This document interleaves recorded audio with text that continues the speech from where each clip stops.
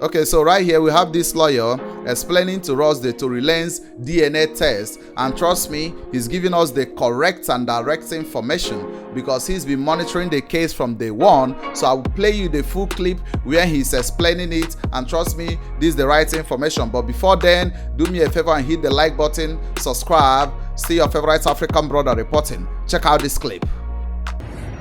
Let me catch you up on what happened with the DNA experts. So both of the DNA experts said pretty much the exact same thing with very minute differences. Here's the basics, and then I'll tell you what I think.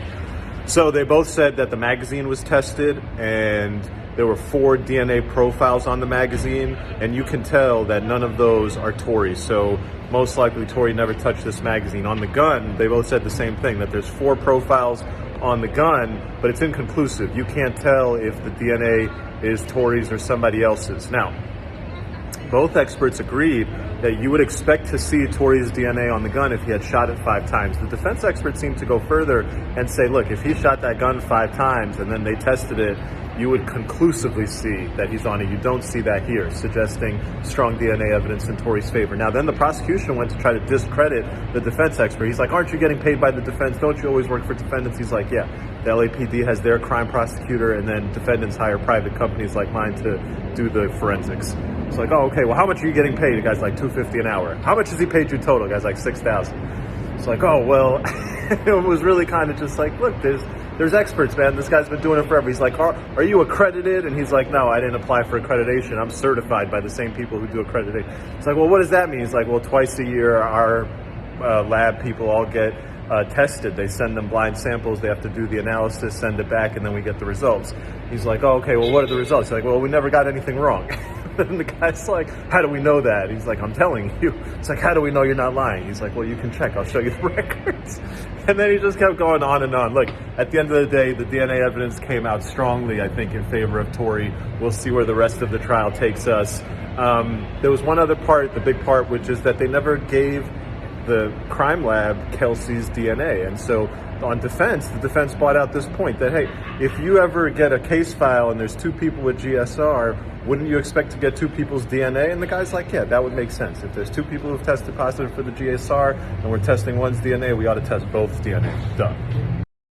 Okay, so according to what the lawyer is trying to explain, you will understand that Tory Lanez's DNA was not found, which means Tory Lanez is still appearing to be innocent of all the accusation from Megan Thee Stallion. You understand what I mean? And right now, you can understand what is really going on inside. So let's just say this is the case. The case is not yet over, so we don't know what is really going to be happening, later on. But, at where we stand right now, you will understand that, Megan Thee Stallion is simply accusing Tory Lanez.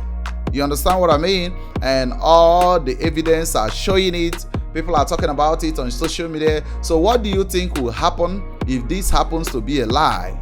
You understand what I mean? Because at this point, even, Megan Thee Stallion relationship with his boyfriend is not looking good, because the boyfriend later found out that she's been lying to him, right?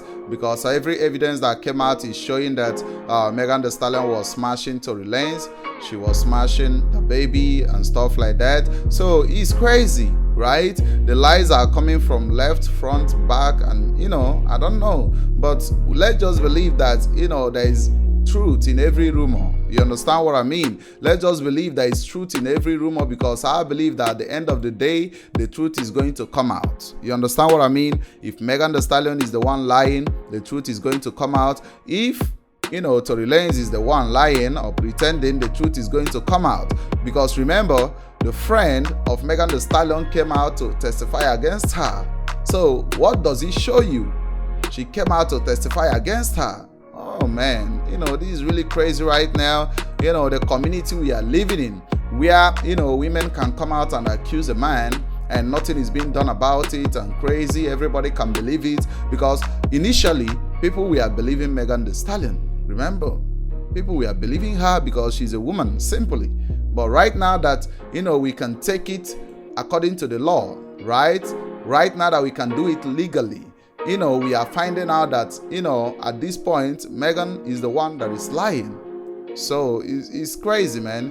It's really crazy at this point, but we will allow them to solve the case and give us the updates later on. But you can go check out the lawyer on Instagram. You know, his Instagram page is Lawyer for Workers, at Lawyer for Workers on Instagram, and go follow him up. He's been giving the direct and correct update as soon as he gets out from the courtroom. So, you know, he's doing a nice job. A big shout out to him. And don't forget to share your opinions on the comment section. Tell me what you think about this situation, and don't forget to hit the like button, subscribe, and see you on the next video. Memes Official, and I'm out.